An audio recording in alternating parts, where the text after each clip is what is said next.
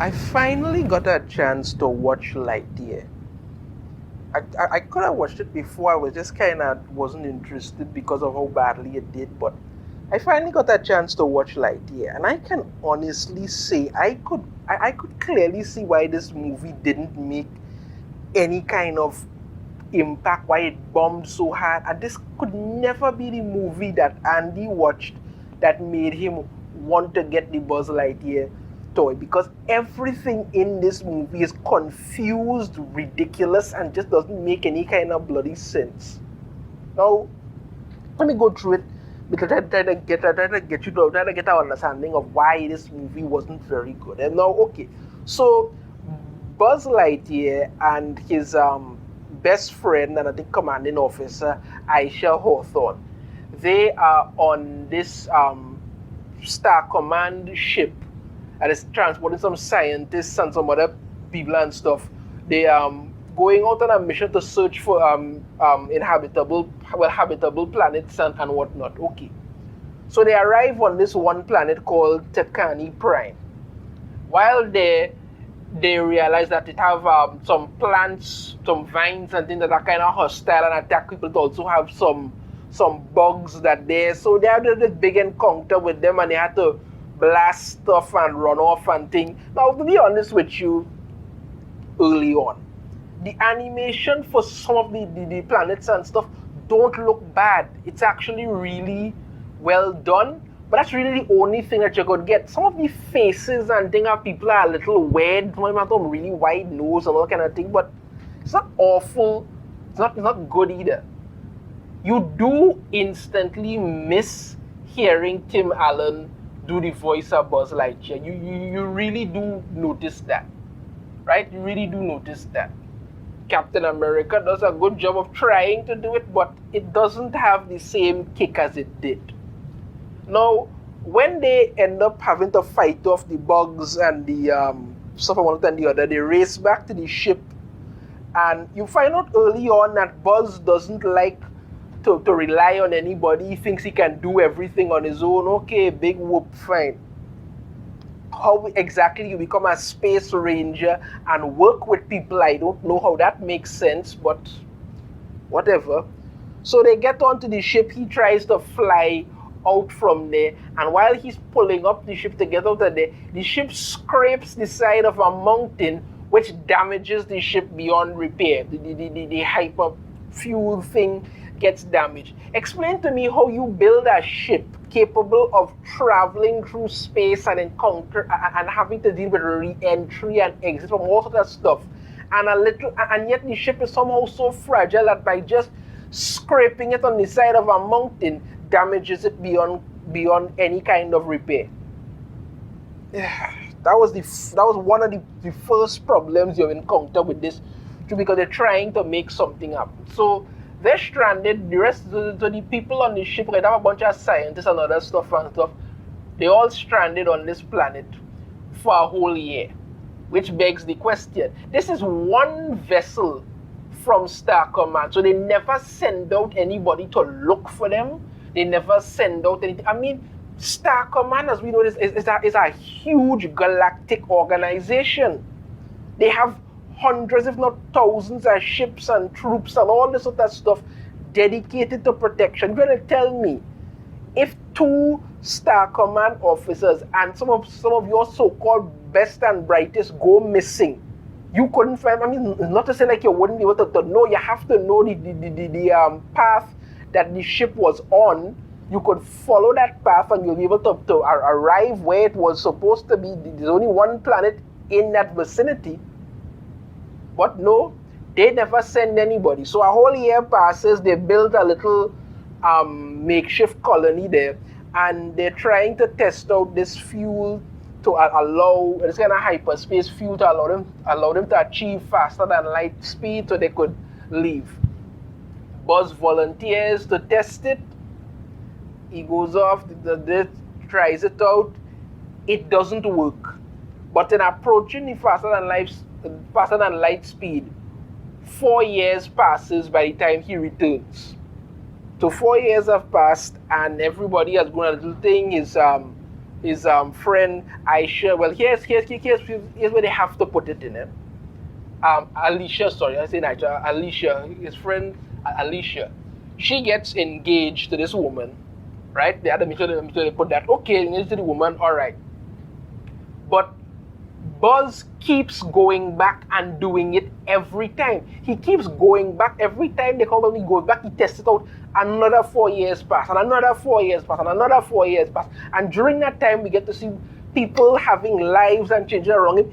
I mean, now, as I say, his friend Alicia got married to a woman, right? And then somehow she's pregnant. So you're trying to tell me that you all have the technology so that two women could somehow relationship and this woman could get pregnant, but you all don't have the technology to, or the mindset to come up with a way to deal with this hyperspace fuel thing. It's ridiculous. Yes, there is that whole scene with the little kiss between Alicia and her wife and stuff, but it's nothing to be thinking about. But it had no business being in this movie because it's there to set up a point that shouldn't exist in the first place in this movie. You're trying to show passage of time. I mean, every time Buzz keeps doing it, 4 years keep passing, 4 years keep passing, 4 years keep passing, and he keeps going back until eventually like 62 years have passed. Alicia gets old and she ends up dying, and the whole thing makes no bloody sense. Why would you keep going back to do it? You must have some way of testing to see whether this thing is stable or not. During his continuous going back and stuff, he's given this robotic feline called Socks that is supposed to be some kind of companion to help him or some kind of thing. It doesn't do anything like that, but somehow, after he comes back, after these final 62 years have passed, Socks has figured out the hyperspace fuel. So you all couldn't say to yourselves, okay, let's put a whole bunch of our highly advanced technological computers to work. Because if a robot cat could figure it out in 62 years, if you had taken, let's say, 10 high-powered computers and put it together, you could have figured it out in about what, a month, maybe 6 tops, but no. Meanwhile, during all this time, as I said, Alicia and her wife have a son. They raise the boy. He gets older. He has a family of his own. Has a daughter. So Alicia has a granddaughter. And like I said, she ends up dying of old age. That was it. She had a life, and all of that is done. Now, when Socks figures it out, Buzz wants to go back again because he figures, this time it's going to work. But they want to, but the new commander, some commander Burnside, tells them that, they're not going to be doing it anymore. They've decided to stay on this planet and they're going to live there. And that's what they're planning to do. So he takes the fuel against orders, goes out there, steals a ship, and achieves faster than light speed. Wow, big amazement there. Again, why has Star Command not looked for any of them? But then they start throwing this thing around like they are Star Command. No, you are one small part of it, of a massive organization that never bothered to look for you. Fine. So Buzz does the test again this time, and it turns out now 22 years have passed. So it's well over 100 years now he's been doing this madness for, right? And when he lands back on the planet now, it turns out that the planet has been invaded by some Cyclops robots led by this mysterious Zurg. Because that's all that the robots ever say is that Zurg. Buzz ends up meeting up with some so-called colony defense forces, which include his friend's granddaughter, Izzy Hawthorne. Right? She's now grown up and stuff, and turns out that she has she wants to be a star. She wants to be a space ranger in Star Command, but she's afraid of space. Yeah, that's going to work out well. Then there's this other fella, some next thing, and his Mo Morrison is his name, and he screws up pretty much everything. Then there's this old woman, Darby Steele. She's some parole convict who likes to blow stuff up. Very diverse, very weird, stupid thing that nobody's interested in. They go through these whole things where they visit different parts of the planet that really is supposed to, I guess, be some kind of world building thing. But the fact that it's only done after you've wasted like the first the first hour of this movie telling a story about how Buzz Lightyear continuously keeps going back to try this thing, to this time just passing, seems ridiculous. You could have built around this planet and had things done with it again. When you try to squeeze it in, it just doesn't have the same impact it would have had if he was exploring this planet or something. So it doesn't work out. Eventually now, they end up having to fight off some of these Zerg robots and thing, all of this stuff. Then Zerg shows up and abducts Buzz, takes him to the ship. And we have quite possibly the dumbest reveal in an animated movie in a long time. It turns out Zerg is actually Buzz from the future. Well, from an alternate timeline future. How does that make any sense? Well, here's the idiotic way that they try to spin it, right? He, like Buzz, kept doing the same thing, continuously going back, testing the hyperspace thing, okay. This time, however, he tested it. He tested the real one, the stable one, did the flight, made it back to the planet, and then they tried to, and then Burnside and the rest of them attempted to arrest him for disobeying orders. So what he did, that's what normally would happen.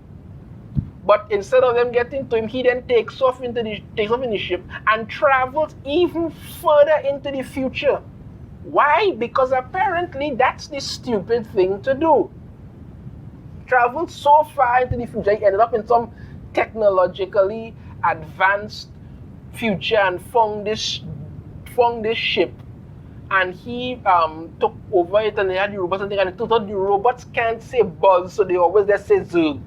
Like Buzz, they say Zerg, it kind of comes out as Zerg. God, it was stupid. And now he traveled back to the past to meet himself, take the hyperspace fuel so they could travel back in time again and stop the ship that they were on from ever crashing on this planet. Idiotic. And he apparently could care less about all these people who have had lives and done anything on it. But I mean, the whole thing makes no sense.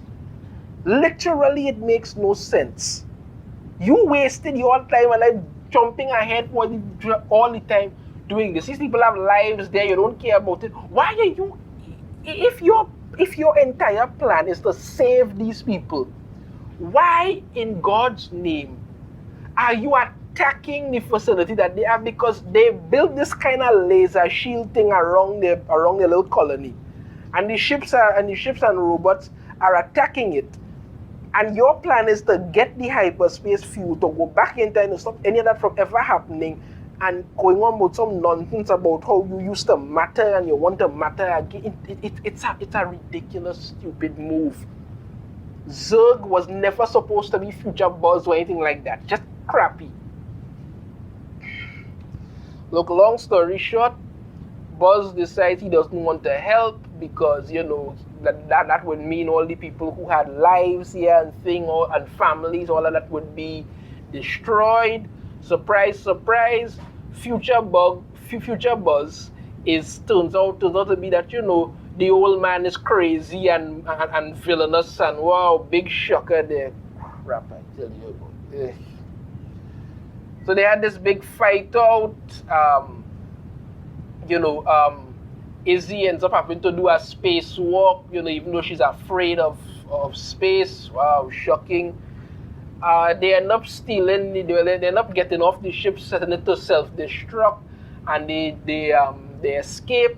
Turns out that Zerg survive and is on the ship. He attacks them. Buzz has to end up shooting the hyperspace fuel and destroying it, so they can't do it again because the formula that sucks worked out for the hyperspace fuel was lost long ago. Even though he's a robot and he would clearly remember it, it would be in his memory banks. But that's probably too stupid to even bother to think about.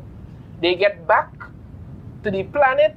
Burnside arrests them and tells Buzz that normally would throw him in the stockade, but he wants him to revive the Space Ranger Corps and select his own team altogether, which makes no sense because, again, as I say, Star Command is still out there. You just never got in contact with them. Why are you acting like somehow Star Command has been destroyed and then you're all starting over? It doesn't make any freaking sense at all. So surprise, surprise, Buzz decided to select the same people he was just with, who constantly screwed up and brought nothing to the table other than just being there to be there. Izzy, Mo, Darby, and Socks. Right? Then he has them go on some mission to explore some other part. It doesn't make any flicking sense because you all could clearly leave. You don't want to. It's just at the end of it all, after all that has done, post-credit scene, you see Zurg's robot suit thing floating in space, and then the eyes light up, so you're probably thinking, well, evil Buzz is alive. It's crap. It's ridiculous crap, honestly. To be perfectly honest with you, this movie, I mean, as I said, some of the visuals are not bad, but not enough to make it relatable. The entire story is a confused, jumbled mess put together to try to appeal to something that doesn't want to make sense. How they could say this movie is in any way related to the Toy Story movie that made Andy wonder, I don't know, because I mean, Andy would be confused, any child would be confused, parents would be confused. It's just a ridiculous movie that does nothing for anything it's supposed to do. Absolutely nothing.